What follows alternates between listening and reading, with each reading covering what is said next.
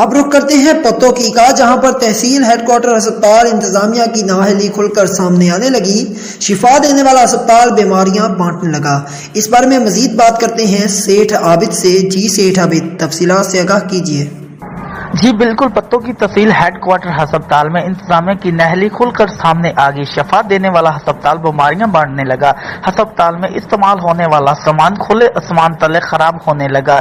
صفائی کے ناقص انتظامات، جگہ جگہ کھڑا پانی ڈینگی مچھر کا سبب بننے لگا۔ مریضوں کے لاحقین بھی مریض بننے لگے۔ شہروں کے اعلی حکام سے نوٹس کا مطالبہ۔ پتوں کی میں تحصیل ہیڈ کوارٹر ہسپتال میں انتظامیہ عوام کو صحت کی سہولیات فراہم کرنے کی بجائے شہریوں کی زندگیوں سے کھیلنے لگے۔